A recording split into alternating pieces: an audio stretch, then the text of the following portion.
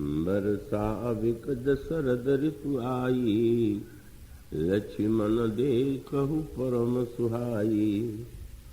फूले कास सकल मही छाई, जनु बरसा कृतक प्रगट बुढ़ाई। उदित अगस्त्य पंथ जल सोखा, जिमि लोभहि सोखई संतोषा। सरिता सर निर्मल जल सोहा, संत हृदय जस गत मद मोहा। रस रस सुख सरित सर पानी, ममता त्याग करहि जिमि जानी। जान शरद ऋतु खंजन आए, पाई समय जिमि सुकृत सुहाए। पंकन रेणु सोह अस धरणी, नीति निपुण नृप कै जसि करणी। जल संकोच विकल भई मीना, अबुध कुटुंबी जम जमि धनहीना। विनु घन निर्मल सोह आकाशा, हरिजन इव परिहरि सब आशा। कहूँ कहूँ वृष्टि सारदी थोरी, कोयक पाव भगति जिमि मोरी। चले हरषि तजि नगर नृप, तापस बनिक बुखारी। जिमि हरि भगति पाई श्रम, तजहि आश्रमी चारि। भगवत कथा रसिक महानुभाव, भक्तिमती देवियों, प्रभु श्री रामभद्र सुग्रीव को किष्किंधा का राज्य प्रदान करते हैं और उसके पश्चात उनसे वे यह वाक्य कहते हैं कि मैं नगर में न जाने के लिए प्रतिज्ञाबद्ध हूँ, इसलिए मैं तुम्हारे नगर में नहीं जाऊंगा। यहीं से पास में जो प्रवर्षण पर्वत है, वहां पर मैं निवास करूंगा। तुम अंगद के साथ जाकर के राज्य चलाओ और बस केवल इतना ध्यान रखना कि तुम्हें सीता जी का पता न लगे। प्रभु प्रवर्षण पर्वत पर निवास करते हैं तो ग्रीष्म ऋतु के पश्चात वर्षा ऋतु आती है और वर्षा के दृश्यों पर प्रभु की दृष्टि जाती है और वर्षा ऋतु के वातावरण में जो दृश्य दिखाई देते हैं उनके माध्यम से प्रभु यह बताते हैं कि वर्षा ऋतु में हमें क्या संदेश प्राप्त होता है। और वर्षा ऋतु के बाद जब शरद ऋतु का आगमन होता है तो प्रभु ने शरद ऋतु की विशेष प्रशंसा की और शरद ऋतु के जिस पक्ष पर उनका सर्वाधिक ध्यान गया, जिसे उन्होंने सबसे अधिक महत्व दिया, वह था निर्मलता। उन्होंने तो शरद ऋतु का नाम ही निर्मल ऋतु कर दिया। वर्षागत निर्मल ऋतु आई। तो ये निर्मलता जो है, तो शरीर के संदर्भ में इसका कितना महत्व है आप सब भली भांति जानते हैं। न जाने कितनी जो इतने रोग होते हैं, बीमारियां होती हैं, वो गंदगी के कारण ही समाज में फैलती हैं और न जाने कितनी व्यक्तियों की उससे मृत्यु हो जाती है, कितने व्यक्ति अस्वस्थ हो जाते हैं। जैसे शरीर और वातावरण की मलिनता, गंदगी व्यक्ति के शरीर को रोगी बनाती है। मानो प्रभु का संकेत यह है कि शरीर की स्वच्छता के साथ साथ हमारा अंतःकरण भी तो स्वच्छ होना चाहिए। हमारे अंतःकरण में भी जो मलिनता है, जो दोष हैं, जो गंदगी है उसको मिटना चाहिए।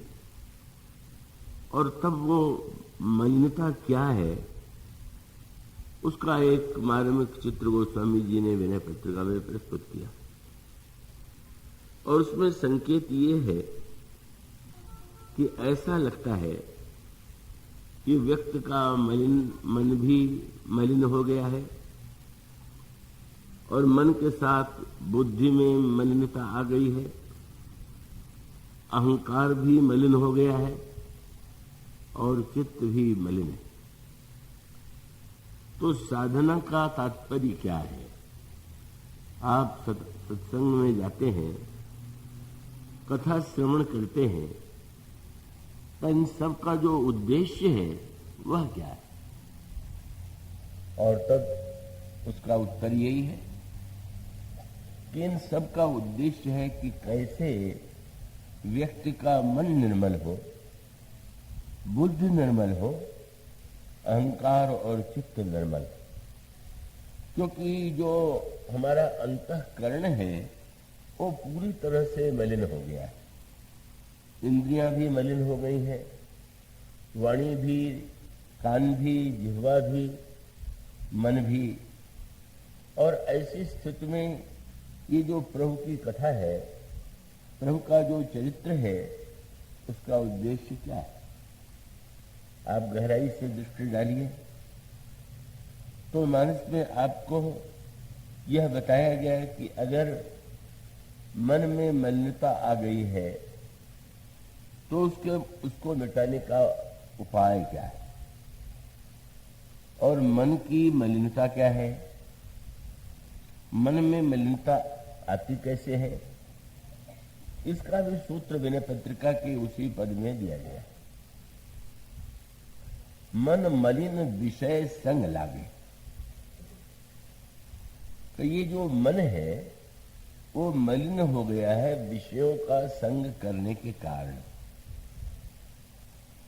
अब वस्तुतः विषयों का उपभोग जो है हम लोग इंद्रिय के द्वारा करते हैं, कान के द्वारा शब्द सुनते हैं, नेत्र के द्वारा रूप देखते हैं, जिह्वा के द्वारा स्वाद लेते हैं। तो ऐसा लगता है कि शरीर की जो इंद्रियां हैं इनमें ही मलिनता होगी। पर आप अच्छी तरह से जानते हैं कि शरीर के साथ अगर मन सहयोग न दे तो इन वस्तुओं में रस की अनुभूति हो ही नहीं सकती। इसलिए गोस्वामी जी ने बड़ा एक गंभीर प्रसंग प्रस्तुत किया है। मैं आशा करता हूं कि आप अगर निद्रा से बचेंगे तो आप उसे समझ सकेंगे, ग्रहण कर सकेंगे। उसको गोस्वामी जी ने यूं दृष्टांत दिया कि जैसे गाय दूध देती है, लेकिन उस गाय के दूध के साथ साथ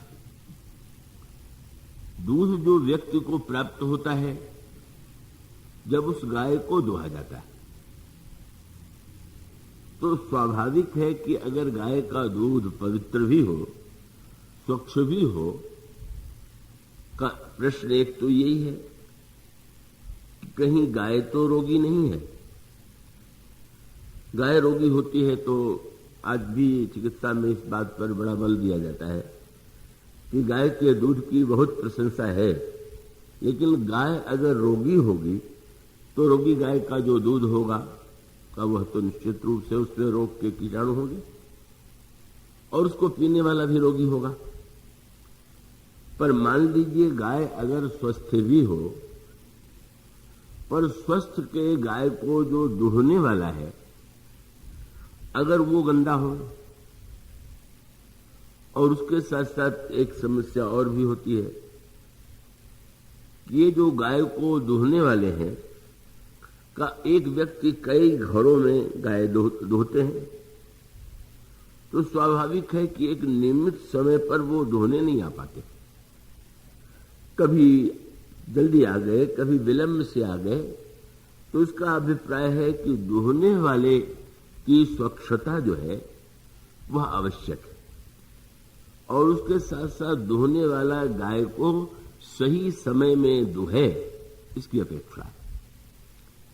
अब गोस्वामी जी जो बड़ी गंभीर चर्चा कर रहे हैं, जो संक्षेप में मैं आपको बताना चाहूंगा, उन्होंने ये कहा कि बहिरंग जो गाय है वह तो परम पवित्र ही है, उसका दूध तो पौष्टिक है, स्वस्थ बनाने वाला है, पर अंतःकरण में भी एक गाय की आवश्यकता है।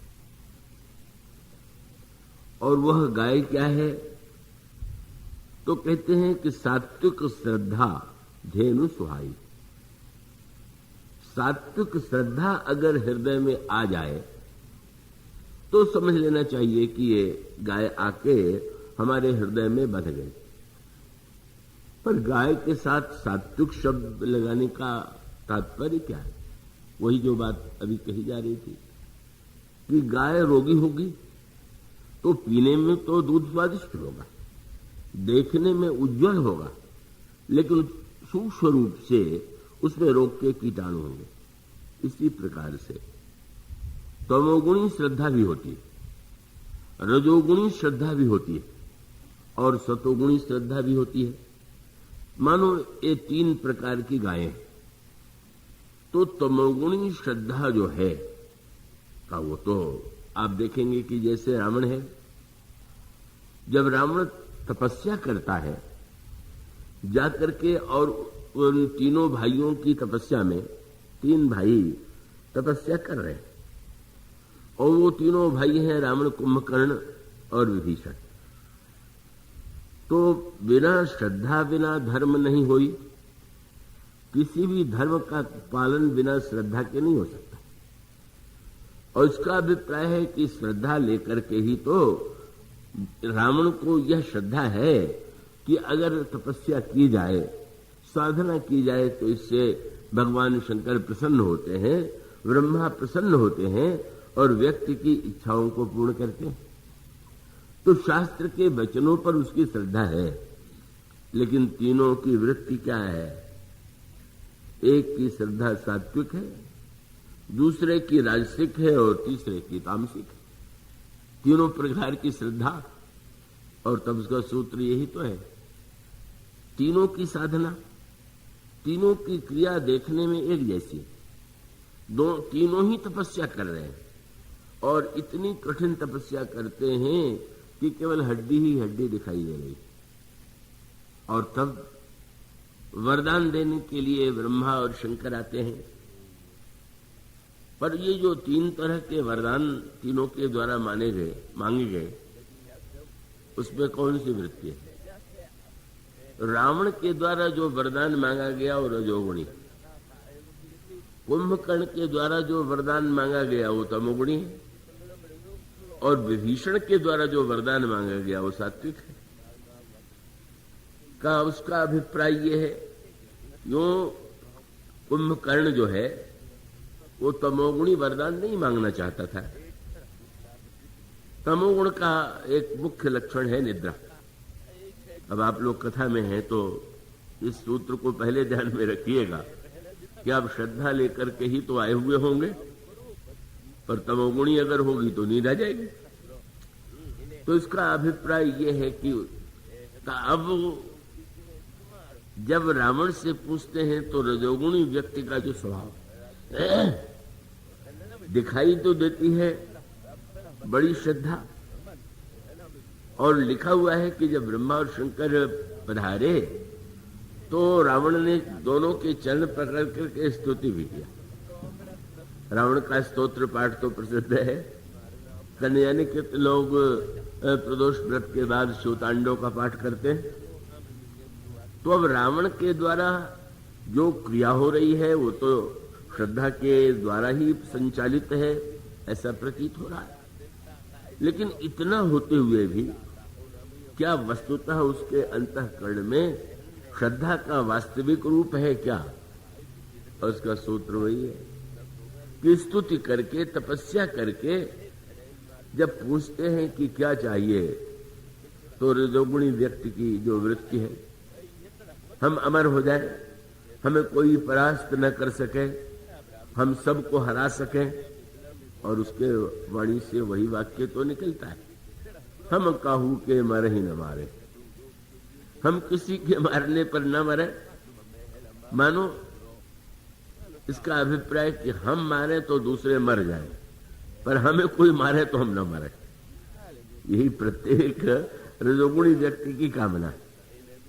और तब कुंभकर्ण को जब देखा तो समझ गए कि यह व्यक्ति बहुत भोजन करने वाला है। तो बहुत भोजन करने वाला है और जगता रहेगा तो भोजन ही करेगा, और भोजन दिन रात करता रहा तो विश्व वेगी सब चौपट होई, सारा संसार ही चौपट हो जाएगा, ये तो सबको खा जाएगा। इसको गोस्वामी जी विनय पत्रिका में कहते हैं अभिमान।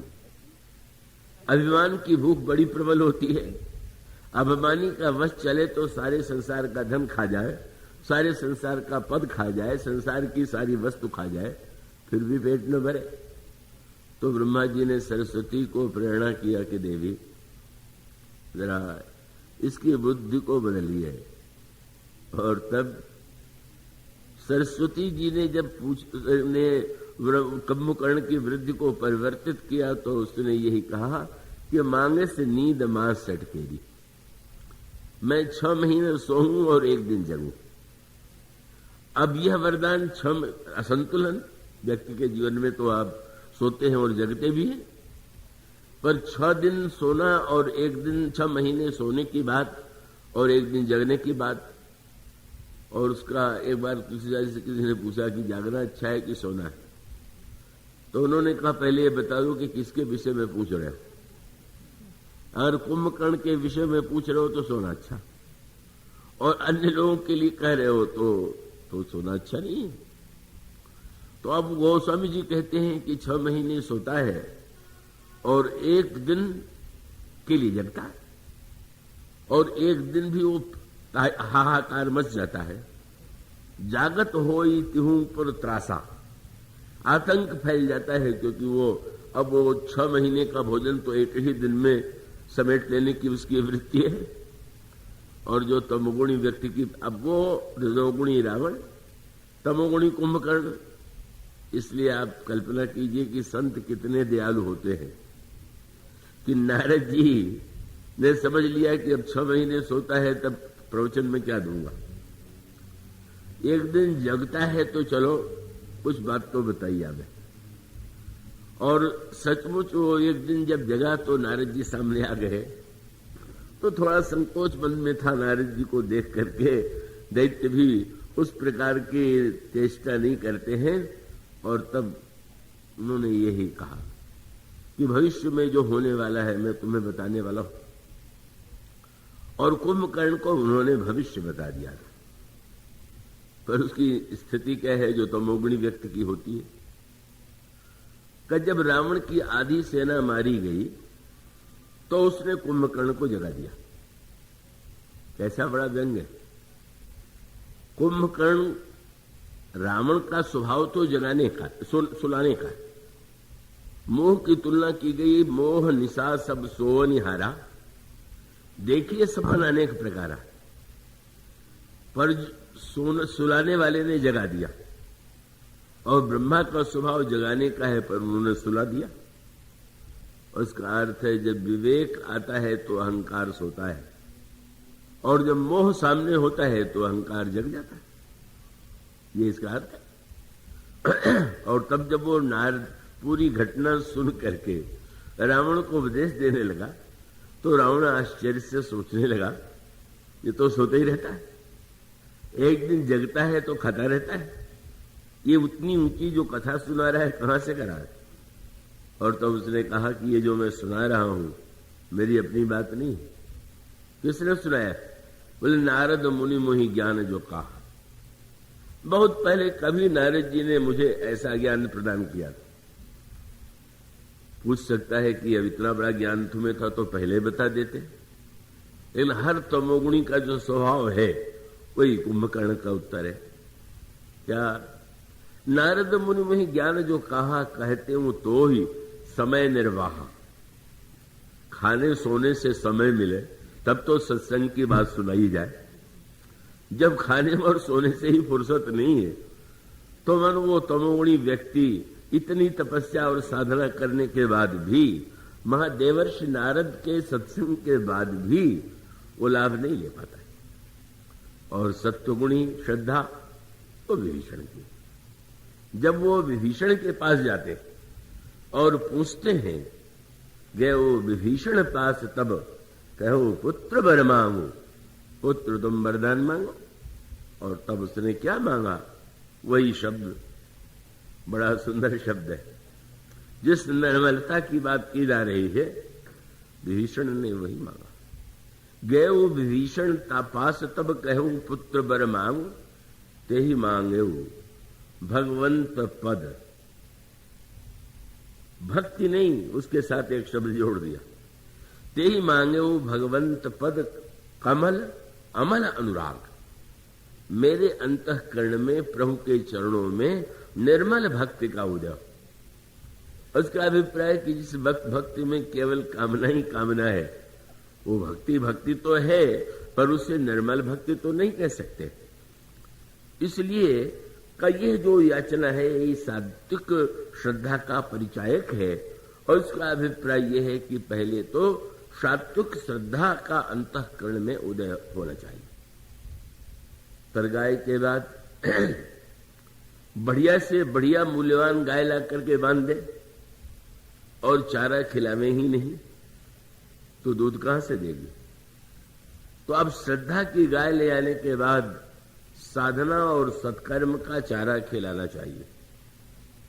और वो चारा कौन सा है, जप तप व्रत यम नियम अपारा, जय स्तुति कह शुभ धर्म आचारा।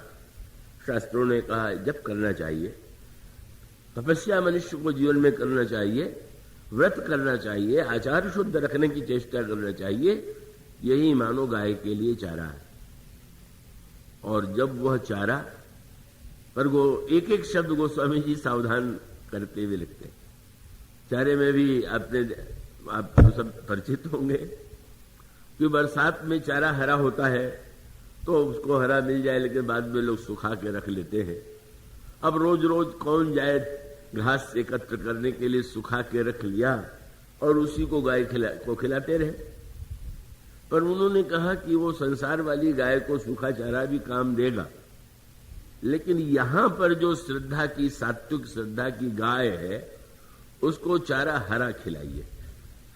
सोई तृण हरित चराई जब गाई। हरित माने एक दिन 200 माला जप करके माला को खूंटी पर मत टांग दीजिए कि अब कई दिनों के लिए यथेष्ट हो गया, अब नित्य नित्य कौन करे, तो वो नहीं। तृण हरित माने नित्य, ये नहीं कि आज करें और कल न करें। और फिर चाहिए बछड़ा। दूध तो गाय देती है बछड़े को देख करके ही। तो श्रद्धा युक्त सत्कर्म करने के बाद भी अगर भावना हृदय में नहीं होगी, भावना ही बछड़ा। और भावना युक्त हृदय से श्रद्धा पूर्वक जब हम साधन करते हैं तो गाय पहना जाती है। भाव वत्स शिशु पाई पहनाई। पर अब किसकी आवश्यकता है, अहीर की। और अहीर कौन है, ये हम लोगों का जो मन है वही अहीर। और ये गायों को धोता रहता है। संस्कृत में गाय को भी गाय कहते हैं, गो को भी गाय कहते हैं, और इंद्रियों को भी गो कहते हैं। रामायण में गो गोचर जहां लगी मन जाए। तो ये हमारे आपका मन का जो दूहने वाला मन का अहीर है। कई घरों में गाय दुह रहा है, कभी आंख को दुह रहा है, कभी कान को दुह रहा है, कभी नाक को दुह रहा है। जब देखिए तब इधर उधर, और इतना गंदा है, गंदे हाथ से। अगर हमारा मन गंदा है और गंदे मन से हमने इतनी साधना किया भी, और मन में गंदगी, हम जब करने बैठे हुए हैं मन में गंदे गंदे विचार उठ रहे हैं, हम तपस्या कर रहे हैं और मन में बुरे बुरे गंदे संकल्प उठ रहे हैं, तो इसका अभिप्राय है कि वो मन निर्मल। और उसके साथ साथ एक शब्द जुड़ा हुआ है, निज दासा। केवल एक ही गाय को दूहने वाला अगर अहीर है तो वो तो अपने घर में दुहेगा, ठीक नियम से दुहेगा। पर कई घरों में दुहने वाला तो निश्चित रूप से कभी इधर कभी उधर। और इसका अभिप्राय कि मन का जो अहीर है वो एक कविता है, ये तो कोई जाति के संदर्भ का उसका अभिप्राय नहीं है। उसका अभिप्राय यह है कि जैसे गाय को दुहने वाला पवित्र और एक ही स्थान पर गाय दुहने वाला होना चाहिए, इसी प्रकार मन को पहले यह सावधान करना है कि कई घरों में दुहने मत जाओ। मन कहेगा वाह हमारा पेट कैसे भरेगा, मुख्य झगड़ा तो इस बात का है। कब दुहने वाले को वेतन तो आप सबसे थोड़ा दें और आशा रखें कि वो बस आपकी ही गाय वो समय पर दुहा करे। तो इस मन को अगर निर्मल बनाने की प्रेरणा देना है तो एक ही उपाय है। और उपाय क्या है? ये जो भगवान का दिव्य रूप है, सौंदर्य है, का अब हमको तो विषयों को पाने के लिए ही इंद्रिय और मन का आश्रय लेना पड़ता है। मन जो है इंद्रिय का सहयोगी बन करके जहां तहां भटक रहा है। और अगर इस मन को एक ही स्थान पर केंद्रित किया जा सके, और इसका अभिप्राय कि विषयों की जो यत्र तत्र जो खोज हो रही, भगवान की भक्ति में विशेषता क्या है? इसमें वेदांत की तरह विषयों का निषेध नहीं। ये नहीं कहते हैं कि रूप मिथ्या है, संसार मिथ्या है, इसकी ओर से मन हटा लो। का भक्त से किसी ने पूछ दिया संसार सत्य है कि असत्य है, और वो भक्त ने यही कहा कि भाई कब मैं नहीं जानता कि संसार सत्य है कि असत्य है, पर इतना अवश्य जानता हूं। क्या? बोले वासुदेव, ये जो वासुदेव का चरण कमल है सत्यमेव संशय, भगवान का चरण ही नित्य सत्य है। अब इस विवाद में उलझने की क्या आवश्यकता है कि संसार में कहां किसे वेदांत कहता है मिथ्या है, अन्य लोग इसको सत्य मानते हैं। इसलिए मन की निर्मलता का उपाय ये है कि मन को अगर विषय प्राप्ति के लिए भगवान की दिशा में मोड़ दिया जाए तो मन को जो जो रस चाहिए वो सबका सब भगवान में मिल जाएगा। बस ये उसका अभिप्राय है। और यही बात अहिल्या के प्रसंग में आपको मिलेगी।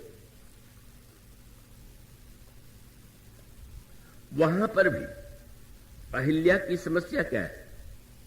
कृपया जागते रहिएगा, बार बार सावधान करना पड़ रहा है आपको। समस्या क्या है?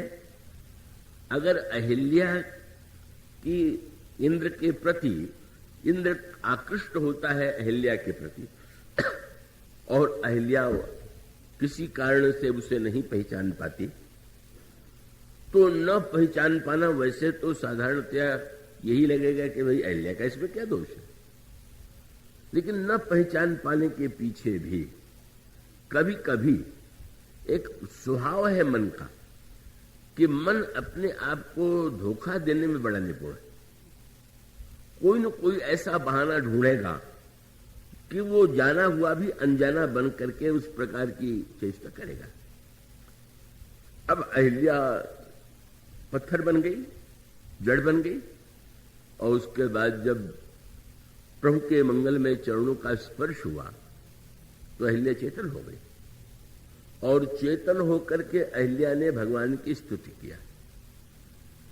तो स्तुति में अहिल्या ने एक ऐसा वाक्य कहा कि जो साहित्य की दृष्टि से ही रामायण को पढ़ते हैं उनको उसमें अटपटापन लगता है।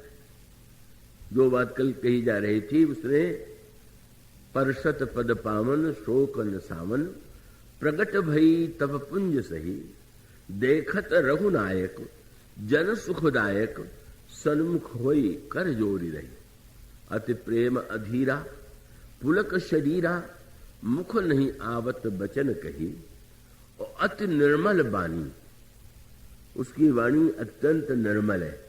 और अस्तुति ठानी, जब उससे स्तुति किया तो भगवान की स्तुति में पाक के कहा कि ज्ञान गम्य जय रघुराजी, हे ज्ञान गम्य आप प्रभु जो हैं मैं आपकी वंदना करता हूं। और उसके साथ साथ अगले वाक्य में अहिल्या ने कह दिया कि रावण रिपु जन सुखदाई, आप रावण के शत्रु हैं और भक्तों को सुख देने वाले हैं। तो जो साहित्य की दृष्टि से रामायण पढ़ते हैं, पंडित राम नरेश त्रिपाठी बड़े योग्य साहित्यकार थे, उन्होंने तुलसीदास जी की प्रशंसा में रचना की है, पर वो एक नियम है कि आलोचना में कुछ न कुछ दोष भी तो बताना चाहिए, नहीं तो लगता है कि तो केवल गुण ही गुण गा दिया गया, उसमें आलोचना की सम्यक दृष्टि नहीं।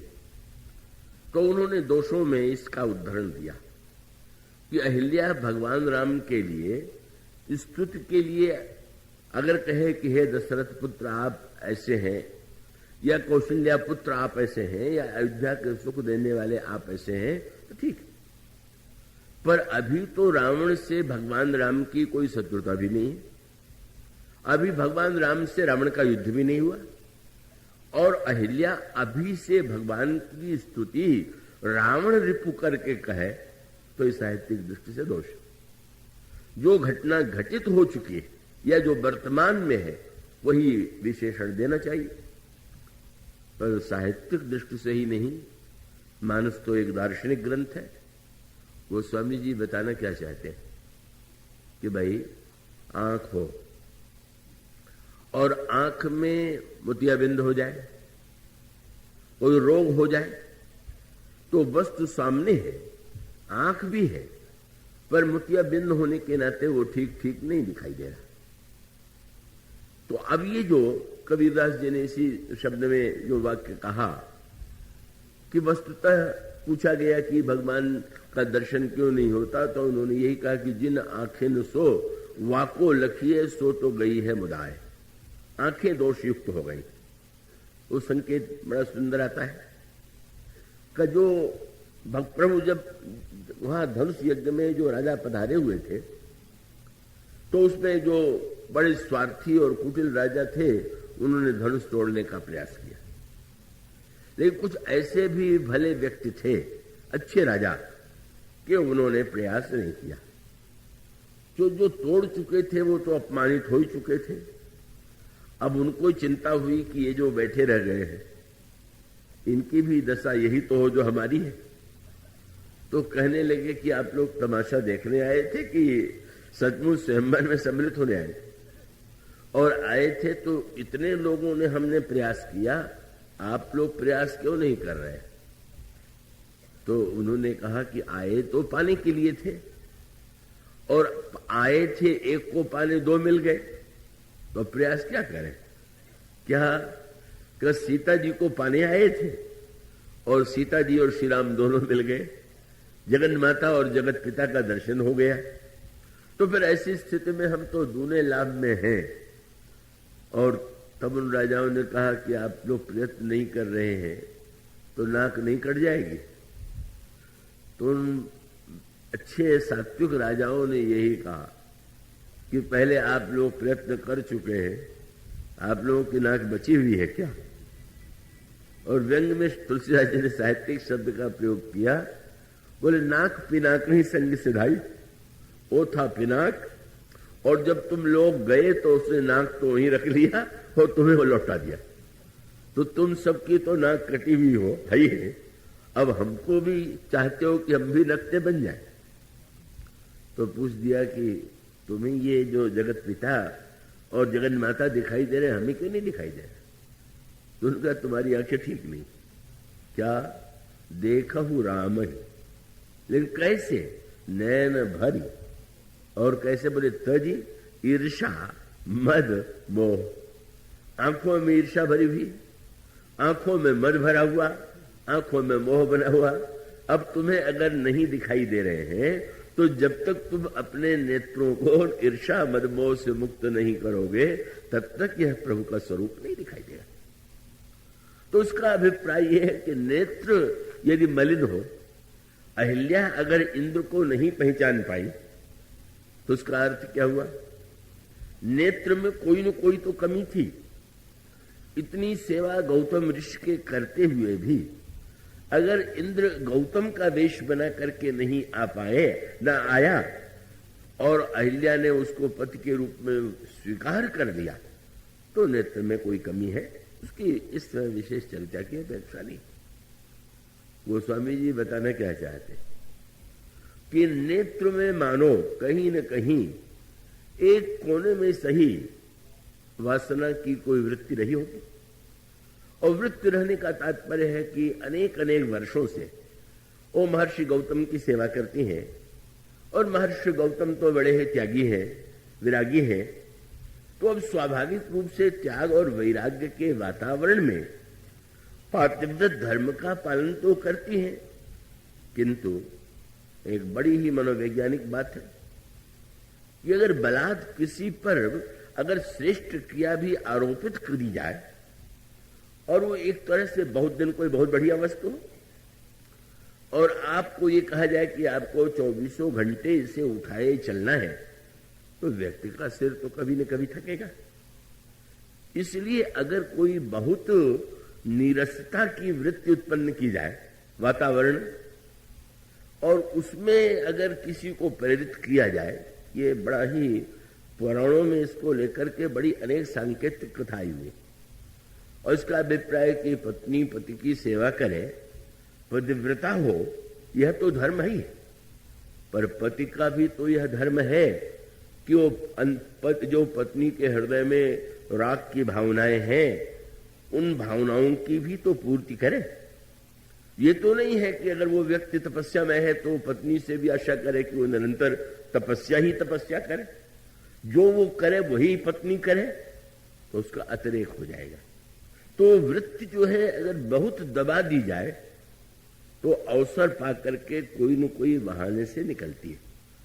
इसलिए रामायण में इस पर बहुत सुंदर ढंग से बात कही गई, और इसीलिए ऐसे वर्णन आता है कि जिसमें वो प्रसिद्ध कथा आती है कि जिसमें अपनी पत्नी की इच्छा को पूर्ण करने के लिए च्यवन ऋषि ने युवावस्था प्राप्त किया। ये इन कथाओं में और अनेक महापुरुषों के विषय में आता है। उसका अभिप्राय है कि उन्होंने ये माना कि हमें भले ही अपेक्षा न हो, लेकिन पत्नी के जीवन में अगर कोई पुत्र की आकांक्षा है या कोई आकांक्षा है तो उसको पूरा करना भी तो हमारा कर्तव्य है। तो ये जो कथाएं आती हैं पुराणों में, वो मानो संकेत करती हैं कि जिन महापुरुषों ने, मुनियों ने इस सत्य को समझ लिया कि नहीं, और इसको तो बड़ा अद्भुत वर्णन आता है कि जिस समय उन महात्माओं ने, च्यवन ऋषि ने अगर युवावस्था प्राप्त करके अपनी पत्नी की भावनाओं को पूर्ण किया, या अन्य ऋषियों ने पुत्र दे करके अपनी पत्नी की भावना को पूर्ण किया, तो ये मानो उसका परिणाम यह है कि उस विचार की दृष्टि से उनका कार्य श्रेष्ठ है। महर्षि गौतम तपस्या में ही निमग्न रहे, और निमग्न रहते हुए उनकी वृत्ति तो स्वयं विरागी है, उनके हृदय में कोई वासना नहीं है। अब अहिल्या ने नहीं पहचाना, उसके पीछे मानो यही मानसिक एक संकेत है कि वो जो एक मन में कोई वृत्ति रही होगी, वह वृत्ति ही मानो इस रूप में ऐसी स्थिति उत्पन्न हो गई कि जो आंख में जैसे अगर कोई विकार आ जाए, कोई वस्तु आ जाए, तो हम वस्तु को ठीक ठीक ना पहचान पावे। रंग चढ़ जाए, रंगीन चश्मा लगा लीजिए, तो नहीं पहचान पाए। तो मानो नेत्र में जब भी कहीं वासना का संचार होता है, तो वासना का संचार होने पर हम सच्चाई को सही अर्थों में नहीं देख पाते। और तब गोस्वामी जी ने इस समय अहिल्या के प्रसंग में जो रावण रिपु शब्द का प्रयोग किया, तो तात्पर्य क्या है? एक दिन अहिल्या की आंखों की यह दशा थी कि सामने इंद्र को पति के रूप में देख करके नहीं पहचान पाई, और आज प्रभु के चरणों के स्पर्श से आंखें इतनी निर्मल हो गई कि जो भविष्य में रावण से युद्ध होने वाला वो भी दिखाई देने लगा। रावण रिपु का अभिप्राय कि जैसे किसी के आंख का मोतिया हट जाता है तो खूब अच्छी तरह देखने लगता है। तो गोस्वामी जी बताना चाहते हैं कि देखो तो कितना परिवर्तन हो गया। सामने इंद्र को नहीं पहचान पाई, लेकिन अब तो पूरी रामायण सामने दिखाई दे रही है, और स्तुति करती हुई भगवान से कहती है, प्रभु रावण रिपु जन सुखदाई, राजीव विलोचन भव भय मोचन, पाहि पाहि शरण ही आई। मुनि शाप जो दीन्हा अति भल कीन्हा। परम अनुग्रह मैं माना, देखो भरि लोचन हरि भव मोचन, यही लाभ शंकर जाना। पर अंतिम बात बड़ी सुंदर है। अति निर्मल बानी, और जो कुछ हुआ वो विषय और मन के दोष से ही हुआ। मन में मलिनता आ गई थी, और तब मन को निर्मल बनाने का साधन यही है कि वो जो विषय की या इच्छा रखने वाला मन है, हम चाह करके भी अगर उसको बलात् विषयों से दूर करने की चेष्टा करेंगे तो सफलता प्राप्त होने पर भी कभी न कभी विकृति आ गई। लेकिन अगर मन को, वो जो अहिल्या ने कहा, अहिल्या जब प्रभु के चरणों में प्रणाम करती हैं तो उसी समय महर्षि का गौतम पधारे लेने के लिए। मानो संकेत क्या है, अब पत्नी को ही नहीं लेके जाना है, भक्ति का दहेज भी लेके जाना है। और इसलिए जब अहिल्या को प्रभु विदा करने लगे तो प्रभु ने पूछा कुछ मैं दूं, और तब यही कहा अहिल्या ने कि महाराज अब एक बार मुझसे भूल हो गई, पर मैं क्या दावे से कह सकती हूं कि भविष्य में कभी ये भूल नहीं होगी।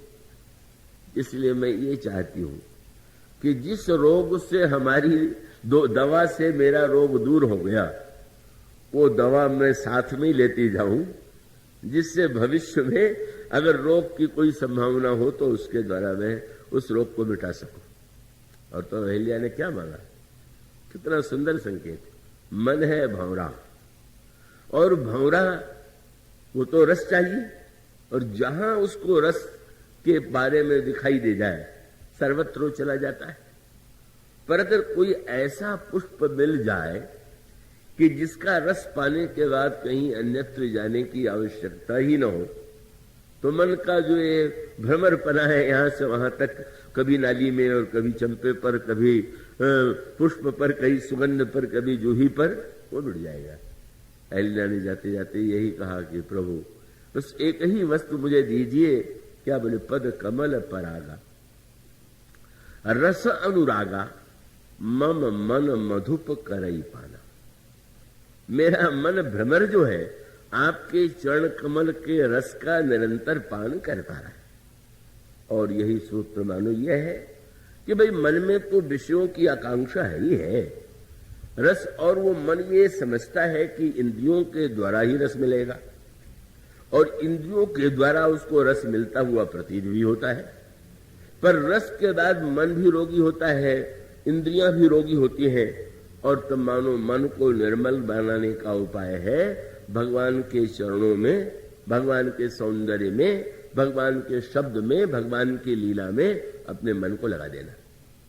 इसीलिए जिस समय प्रभु पधारे जनकपुर में विवाह के मंडप में, और उस समय भगवान राम के चरणों का प्रक्षालन महाराज जनक करने लगे। कितना विलक्षण अंतर है। कहां राजर्षि जनक, और जिनके लिए यह वर्णन आता है कि जनक जो है सहज विराग रूप मन मोरा, वैराग्य की सीमा। विरागी जनक और रागी अहिल्या। पर आज गोस्वामी जी जब प्रभु का चरण धोने लगे महाराज श्री जनक, तो गोस्वामी जी ने कहा निज कर मुदित राय अरुरानी, धरे राम के आगे आनी, और वर विलोक दंपति अनुरागे, पाय पुनीत पखारने लागे। और जब चरण पखारने लगे तो गोस्वामी जी को एक एक बातें इतिहास की याद में ली। ये कौन है? बोले चरण कमल है। कमल कहाँ फूला हुआ है? किस सरोवर में है? बोले जे पद सरोज मनोज अरिउर सर सदैव विराजे। यह चरण कमल वह है कि जो कामादि शंकर है उनके हृदय में ही ये खिलता है। जे पद सरोज मनोज अरिउर सर सदैव विराजे ही, और जे सकृत सुमिरत विमलता मन सकल कलिमल भाजे। अब भाई इतना पवित्र हृदय शंकर जी का है, उनके हृदय में कमल रहता है, तो हमारे लिए बोले इन चरण कमलों की विशेषता यह है कि अगर व्यक्ति अपने हृदय में इनका ध्यान करे तो समस्त कलिमल जो है वो दूर चले जाते हैं। कैसे विश्वास करें? तब अहिल्या की याद आ गई। तुरंत गोस्वामी जी ने कहा, जो जय परसी मुनि बनिता लही गति, रही जो पातकमयी, और मकरंद जिनको शंभुसिर सुचिता अवधि सुर वर्णई। और कौन लोग मडरा रहे हैं, कौन से भौरे? करि मधुप मन मुनि जोगी जन, जे से अभिमत गति लहे, ते पद पखारत भाग्य भाजन, जनक जय जय सब कहे। प्रभु के मंगल में श्री चरणों के प्रक्षालन में गोस्वामी जी कहते हैं कि जब हम अनुराग भरे हृदय से प्रभु के चरण कमलों का स्मरण करते हैं, अनुराग जल से उसको पखारते हैं, तो हमारे मन का मल दूर हो जाता है। मन को निर्मल बनाना है तो इंद्रियों को विषय दीजिए, और इंद्रियों को विषय देने का उपाय यही है कि भगवान की ओर ले जाइए। भगवान में तो सभी रूप रस रंग ऐसा अनोखा है कि उसमें उसको पा लेने के बाद अन्यत्र भटकने की आवश्यकता नहीं। ये है मन को निर्मल बनाना। पर मन ही नहीं, बुद्धि भी मलयुक्त हो गई। बुद्धि का मलयुक्त होना क्या है, और बुद्धि का मल कैसे दूर? और बुद्धि का मल है ममता। बुद्धि का मल है ममता, माने बड़े बुद्धिमान है, बुद्धि बड़ी पैनी है, लेकिन सारी बुद्धि धरी रह जाती है जब कहीं ममता हो जाती है। ममता जिससे हो गई तो उसमें व्यक्ति का विवेक और बुद्धि नहीं रह जाती का, उसमें निश्चित रूप से वह व्यक्ति जो है ममता ग्रस्त होकर के ऐसा आचरण करता है। यही पुराण बताते हैं। और इस संदर्भ में बुद्धि की मलिनता का दृष्टांत क्या है? कैकेयी जी का चरित्र, महाभारत में गांधारी का चरित्र। कैकेयी जी परम पतिव्रता, महाभारत काल में गांधारी परम पतिव्रता, दोनों बड़ी बुद्धिमती। लेकिन गोस्वामी जी ने जो बात कही, बहुत सुंदर बात गोस्वामी जी ने कहा। कई लोग तो कैकेयी जी की प्रशंसा का गीत गाते थकते नहीं है। मैं नहीं गा पाता, क्योंकि मुझे तो तुलसीदास जी की सीमाओं में रहना पड़ता है। गोस्वामी जी ने जैसा उन्हें बताया, गोस्वामी जी ने एक बहुत सुंदर काव्य प्रस्तुत किया कैकेयी के विषय में। मैं आशा करता हूं कि आप उसे देखेंगे, बुद्धि की मलिनता कैसे होती है। तो गोस्वामी जी ने कहा कि जैसे सुना कि कोई पर्व होने वाला है और इसमें स्नान करने से बड़ा फल मिलेगा। स्नान करने के लिए व्यक्ति पहुंच गया और नदी में संयोग से सीढ़ी भी बनी हुई है, और सीढ़ी अगर बनी हुई है तो व्यक्ति और निश्चिंत हो गया कि सीढ़ियों के सहारे उतर करके आनंद से नहाएंगे। पर सीढ़ी के साथ एक समस्या होती है, उसकी दुर्घटनाएं आप जानते हैं कि उसी सीढ़ी पर जल में आप जा रहे हैं, पर जल के द्वारा ही सीढ़ी पर जब काई लग जाती है, कहीं जहां गड्ढा सा हुआ और वहां जल एकत्र हुआ, वहीं लग जाएगी काई। और अगर कोई व्यक्ति उतरते समय सावधान न रहे और कहीं उस काई पर पैर फिसल जाए तो बेचारा स्नान क्या करेगा? हड्डी टूट गई, हाय हाय करता हुआ घर आवेगा। गोस्वामी जी ने यही कविता रामायण के प्रारंभ में लिखी। उन्होंने कहा कि जिस समय महाराज दशरथ जी ने राम राज्य की घोषणा किया तो ऐसा अयोध्या के नागरिकों को और दशरथ जी को लगा कि इससे बढ़कर के जीवन में कोई और पर्व नहीं आने वाला है। बड़े निश्चिंत भाव से चले गए, पर दशरथ जी तो ऐसे फिसले कि बस हड्डी क्या, उनको तो प्राण ही दे देना पड़ा। कहां फिसल गए? वो स्वामी जी ने एक वाक्य में कहा, राम राजहित। रामायण को ध्यान से पढ़ना चाहिए, केवल व्यर्थ के इधर उधर की दो पंक्तियों से नहीं उसको समझने की चेष्टा करना चाहिए। तो स्वामी जी ने कहा, राम राजहित मंगल साजा और परब जोग जनु जुरो समाजा। दशरथ जी कहां फिसल गए? बोले, काई कुमति कैकई केरी, कैकेयी की बुद्धि रूप काई। दशरथ जी तो जिस समय जाते हैं कैकेयी के महल की ओर, ओहो, कैकेयी जी को जब सुनाएंगे कि कल राम को राज्य मिलने वाला है तो कितनी प्रसन्न हो गई। पर कैसे फिसले, सांझ समय निश्चिंत होकर के कोई व्यक्ति जा रहा है नहाने के लिए और सीढ़ी पर लगी हुई काई, यह काई जिसे मंथरा जानती थी कि इनमें ममता की काई है। केवल ये भ्रम लोगों का है कि ये जो है बड़ी बुद्धिमती है, कैकेयी के विषय में प्रसिद्ध था, बड़ी बुद्धिमती है। इनके समान तो कोई बुद्धिमती रानी नहीं है, कोई पतिव्रता रानी है नहीं है। पर गोस्वामी जी ने काई कुमति कैकेयी केरी परी जासु फल विपत्ति घनेरी। कितनी बड़ी विपत्ति आ गई कैकेयी की कुमति काई से। और उसका अर्थ है जल का ही मल काई है।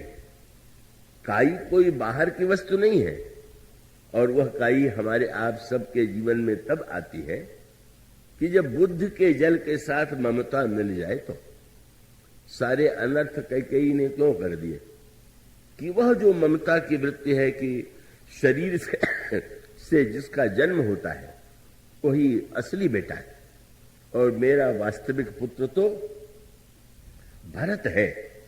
और इसकी ओर जब मंथरा ने, ये बड़ी विचित्र बात है, मंथरा के लिए गोस्वामी जी यही शब्द कहते हैं कि जब कैकेयी ने देखा तो मलिनम मति जानी, समझ गई ये बड़ी मलिन बुद्धि वाली। लेकिन मलिन बुद्धि वाली कैकेयी के मंथरा के रंग में ऐसी रंगी और ऐसी तीव्र ममता की वृत्ति जागृत हुई, ये बड़ा कठिन है। इसी को उत्तर कांड में, वो तो प्रसंग बड़ा ही ताने बाने वाला है।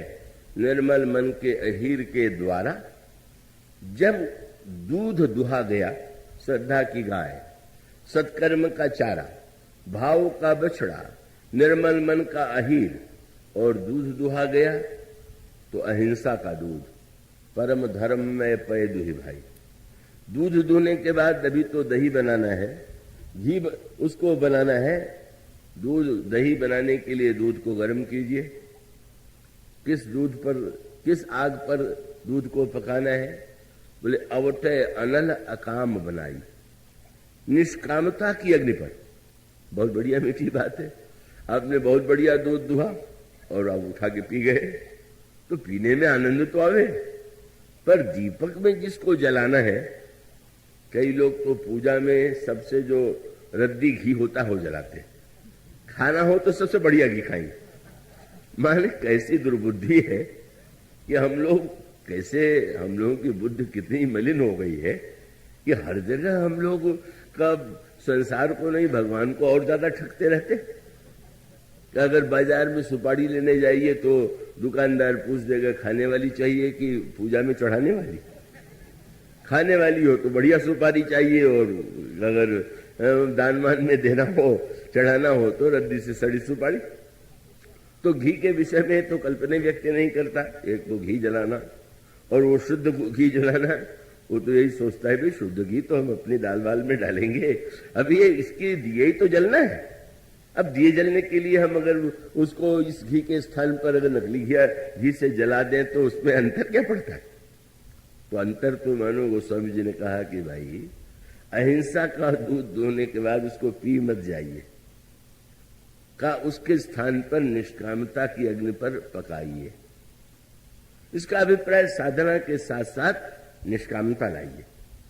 कामना माने दूध पी लिया, निष्कामता माने इतनी साधना के बाद भी कोई कामना नहीं। तो दूध पका दिया गया, पक तो गया पर अब गर्म हो गया। तो अब गाय के दूध के में दही बनाने के लिए गर्म भी करना आवश्यक है, पर थोड़ा उसको ठंडा भी करना है। तो उन्होंने कहा जरा इसको ठंडा कीजिए। क्या? बोले तोष मरुत तब क्षमा जुड़ावे। संतोष की वायु से क्षमा की शीतलता ले आकर के, मान लीजिए आप बड़े निष्काम हैं और कोई कह दे बड़े बगला भगत है, बड़ा पाखंडी है, गर्म हो गए, गर्म मत होइए, क्षमा कर दीजिए। और तब धृत सम जामन दे जमावे। अब वो स्वामी जी कहते क्या बोले इतने के बाद अब वो जब दूध धृति का जामन दे करके, मैं एक एक शब्द की व्याख्या करूं तो वो तो 7 दिनों के लिए एक शब्द ही बहुत है।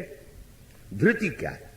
धृति का जामन दीजिए जिससे दूध दही के रूप में परिणत हो जाए। और धृति के जामन के बाद बड़ी विचित्र स्थिति, पहले जमाइए और फिर मथिए। जमा में तो मानो पूरा स्थिर हो गया, पर उसके बाद भी फिर अब जो है मथानी। कौन? बोले मुदिता मथई विचार मथानी। विचार की मथानी से और मुदिता वृत्ति, जैसे कोई स्त्री दही को मथती है, इसी प्रकार से मुदिता वृत्ति के रूप में जो देवी है वो इस दही को मथे। और तब क्या निकलेगा? तब मथी काढ़ ले नवनीता विमल।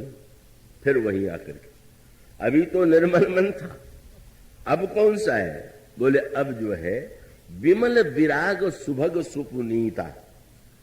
वो विमल वैराग्य, केवल मन की निर्मलता से काम नहीं चलेगा, बुद्धि के संदर्भ में भी अब जब मथा गया तो गोस्वामी जी ने कहा कितना सुंदर मक्खन निकल आता है। लेकिन मक्खन निकल आने पर भी तो लोभ छोड़ना पड़ेगा। मक्खन खाने में बड़ा स्वादिष्ट है, लेकिन अगर दीपक में जलाना है तो अब उसको गोस्वामी जी ने कहा इतनी साधना के बाद बुद्धि में वैराग्य का उदय होता है। और वो वैराग्य जो है, सांसारिक वासनाओं का राग मिट गया तो ही तब अब क्या करना है? अब उन्होंने कहा फिर से आग पर चढ़ाइए, और आग पर चढ़ाने के बाद मक्खन को घी बनाइए। क्या है? मक्खन तो इतना शुद्ध है, बस उसमें जो थोड़ी सी दही का खटास का अंश रह जाता है उसको मिटाना चाहिए। और उसका एक ही संकेत है ना, क्या कि आग चढ़ाने के बाद सावधान होकर बैठना चाहिए कि इतना न जला दें कि घी सत्यानाश हो जाए। और उसकी कसौटी यही है कि बस मक्खन में जब तक चिड़चिड़ाहट है तब तक कभी वो घी नहीं बना, और जो ही चिड़चिड़ाहट मिटे तो वैराग्यवान होने पर कई लोग चिड़चिड़े बहुत हो जाते हैं, तो चिड़चिड़ाहट दूर हो जाना चाहिए। पर अब कौन सा मल है? बड़ा कठिन ये मार्ग है। अब गोस्वामी जी कहते हैं वैराग्य के निर्मल, वैराग्य स्वयं निर्मल है, पर अब भी उसमें एक मल बाकी है। और वो क्या है? बोले ममता मल जरी जाए। बड़े से बड़ा बुद्धिमान व्यक्ति भी जहां ममता होती है वह ममता का मल जो है वो तो होता ही है। कैकेयी जी के चरित्र की यही जो ममता है। मेरा बेटा भरत, गांधारी का चरित्र कितना महान है कि जिन्होंने पति से विवाह, धृतराष्ट्र से विवाह होने के बाद कितना बड़ा उन्होंने कष्ट, कितना बड़ा त्याग उन्होंने किया। क्या कि मेरे पतिदेव अंधे हैं तो मैं भी आज से संसार की किसी वस्तु को नहीं देखूंगी। यही साधारण बात है। और वो सचमुच उन्होंने आंख पर पट्टी बांध लिया। चारों ओर गांधारी की प्रशंसा होने लगी। पर इतनी महान पतिव्रता गांधारी क्या ममता से मुक्त हो पाएंगी क्या? और उसका उत्तर यही है, ये तो ममता जो है, ममता तू न गई मोरे मन से, ये जो सूरदास तुलसीदास सब ने कहा, और उसका वही तो उत्तर है कि कितनी बड़ी प्रबल ममता थी कि वो दुर्योधन को की आलोचना भी करती थी, फटकारती भी थी, तुम ये नहीं सही कर रहे हो, तुम गलत कर रहे हो। लेकिन जब सारे पुत्र 99 मारे गए तो उन पतिव्रता गांधारी ने दुर्योधन को बुला करके कहा कि पुत्र, भीम के द्वारा भीम ने तुम्हारे भाइयों का वध कर दिया है, अब मैं ऐसी शक्ति तुम्हें दूंगी कि भीम तुम्हारा कुछ नहीं बिगाड़ सकते। क्या? तो यही कहा कि बस तुम वस्त्र उतार करके, आज तक मैंने अपने नेत्र से पट्टी नहीं उठाई है, मैं पतिव्रता हूं, और तुम नग्न होकर मेरे सामने आ जाओ, मैं नेत्र की पट्टी खोल करके तुम्हें देखूंगी और तुम्हारा शरीर वज्र का हो जाएगा। भीम में क्या किसी में शक्ति नहीं है कि तुम्हें मार सके। दुर्योधन तो बड़ा प्रसन्न हुआ, पर जब ये समाचार पांडवों के पास पहुंचा तो बेचारे आतंकित हो गए। पतिव्रता गांधारी ने जब व्रत ले लिया तो अब क्या होगा।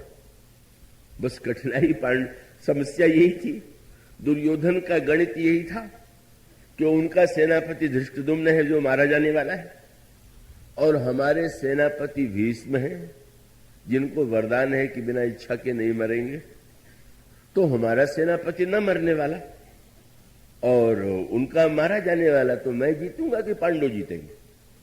बेचारे दुर्योधन को यह पता ही नहीं था कि भीष्म को इच्छा मृत्यु का वरदान तो था, लेकिन इच्छा कराने वाला तो उधर खड़ा था। उसके मौज की बात थी। 10 दिन बीत गए तो भीष्म के मन में इच्छा पैदा कर दिया कि मैं मर जाऊं। अगर उसको ये गणित का ज्ञान होता कि भाई वो सब कुछ वरदान है पर वो केंद्र तो उधर ही बैठा हुआ है, फिर पांडव निराश हुए, महाराज अब क्या होगा। और भगवान ने हंस करके यही कहा, गांधारी ने पट्टी उतार दी होती तो मैं प्रसन्न होता, पर पट्टी उसने उतारी कहां है, उसने तो पट्टी और बांध लिया। महाराज पट्टी बांध लिया? बोले देख लो, कह रही है कि मैं अपनी पट्टी को उतार दूंगी। उसने वस्त्र की पट्टी को उतारने के बाद अपनी आंखों पर ममता की पट्टी इतनी कस के बांध लिया कि वो मान बैठी है कि वो अपने पुत्र को अमर बना देगी। कितनी ममता! दुर्योधन की निंदा करते हुए अपनी पातिव्रत शक्ति के द्वारा अपने अधार्मिक पुत्र को अमर बनाने वाली गांधारी ममता की पट्टी ही तो बांध रही। तो फिर भी महाराज क्या होगा। तो इनके कौतुक तो अनोखे हैं। दुर्योधन ने तुरंत सेवकों को आज्ञा दिया, मेरे महल से मां के स्थान तक सारी खिड़की विड़की बंद कर दी जाए, कोई न रहे, पर्दे डाल दिए जाएं, और वस्त्र उतार दिए। और वस्त्र उतारने के बाद जब वो गांधारी के महल की ओर जा रहा था तो श्याम सुंदर सामने दिखाई दे गए। उनको तो मुझे कहीं भी प्रकट होना था। और जैसे ही भगवान कृष्ण को देखा वो इतना लज्जित हुआ कि तुरंत बैठ गया। तो भगवान कृष्ण ने हंस के पूछा, अरे ये क्या, तुम्हें तो दूसरों का वस्त्र उतारने में आनंद आता था, अपना वस्त्र कब से उतारने लगे। मानो सारा अनर्थ तो तुम्हारे इसी मूर्खता से हुआ, अपराध से हुआ कि तुमने द्रौपदी को नग्न करने की चेष्टा किया। द्रौपदी को नग्न करने के स्थान पर अपने को अगर नग्न करना तुमने सीख लिया होता। अपने को नग्न करना माने अपनी कमियों को, अपने दोषों को देखना, लेकिन तुमने नहीं देखा। आज नग्न स्वयं कैसे हो गए। उसने यही कहा कि मां की आज्ञा है, और हंसने लगे। तुम जैसा आज्ञाकारी पुत्र तो संसार में कोई हुआ नहीं हुआ। आज तक इतनी आज्ञाएं तुम्हारी मां ने दी, कभी नहीं मांगा, लेकिन आज तुम आज्ञाकारी बन गए अपने स्वार्थ के लिए, अपनी इच्छा की पूर्ति के लिए। और ऐसी बात कह दिया, दुर्योधन को लगने लगा।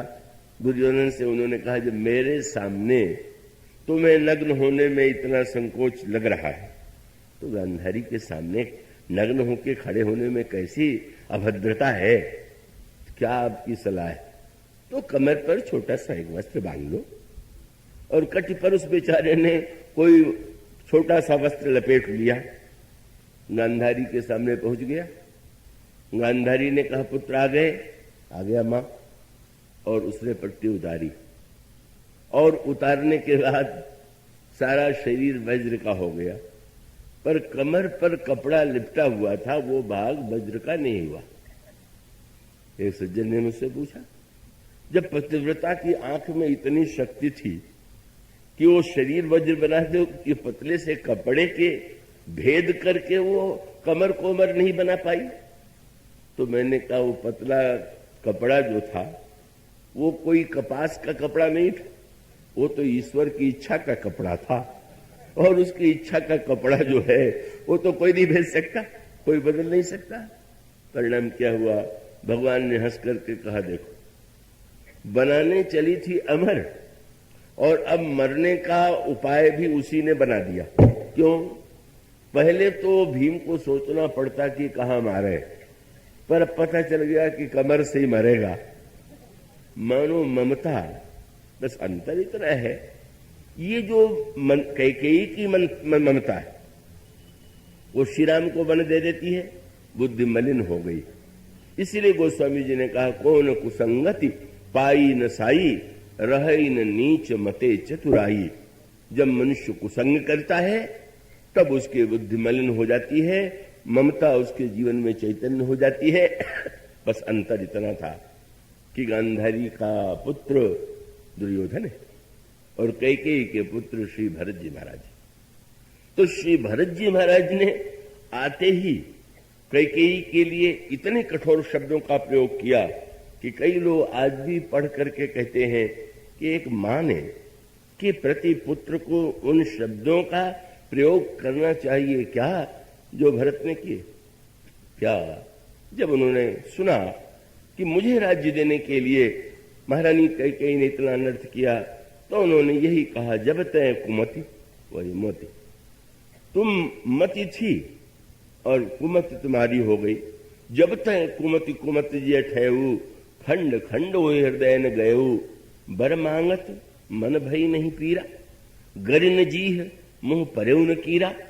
इन शब्दों में जब भर्त्सना की, कई लोगों ने कहा कि इतने कठोर शब्दों में भरत जी ने फटकारा।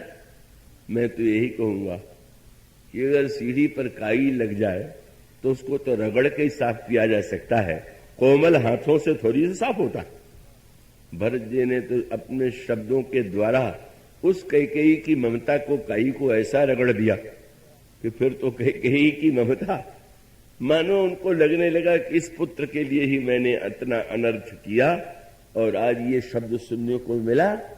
मानो इसका अभिप्राय है मन की का मल है वासना और बुद्धि का मल है ममता का, इसको दूर करने के लिए इसको दूर करते हैं भरत जैसे संत।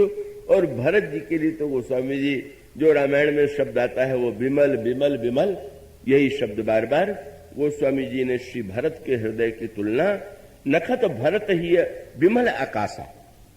श्री भरत जब चित्रकूट में, जब अयोध्या में नंदग्राम में रहते हैं तो उनके हृदय की तुलना गोस्वामी जी ने किया शरद ऋतु के आकाश से। और वहां पर जो वर्णन है भरत जी का निर्मल हृदय, वही मानो आकाश है। और जैसे आकाश में तारे होते हैं, इसी प्रकार से जप तप व्रत नियम ये जो है वो तारे हैं। और का उसमें चंद्रमा कौन है? बोले राम प्रेम विधु अचल अदोष। भगवान राम के प्रेम का चंद्रमा है। सत्कर्म और तपस्या के साधना के तारे उदित हो रहे हैं। और इस आकाश की ओर जब दृष्टि जाती है तो भरत विमल है नभ का, भरत विमल ही है, विमल नख। और उसके पश्चात उदित का भरत जी के अंतःकरण में राम प्रेम की पूर्ण चंद्रमा उदित है का, वासना का बादल कहीं है नहीं। और भक्त जो देखते हैं बोले सुमति चकोर कुमारी और उदित भगत जन हृदय नभ एकटक रही निहाल। तो चातक जैसे आकाश में शरद ऋतु के चंद्रमा को देखता है, इसी प्रकार से भरत के इस हृदय आकाश में जो स्वच्छ शरद ऋतु के समान है, वहां पर भक्त दर्शन करके धन्य होता है। इसलिए भगवान राम जब शरद ऋतु की इतनी प्रशंसा करते हैं और उसको निर्मल मति की संज्ञा देते हैं, तो भगवान का तात्पर्य है कि इस ऋतु में आकाश निर्मल है, चंद्रमा निर्मल है, कमल निर्मल है, ऐसा जैसे आकाश है वैसा ही जब भक्त का अंतःकरण होता है तभी वो धन्य होता है। इसके बाद की चर्चा कल। बोलिए सिया।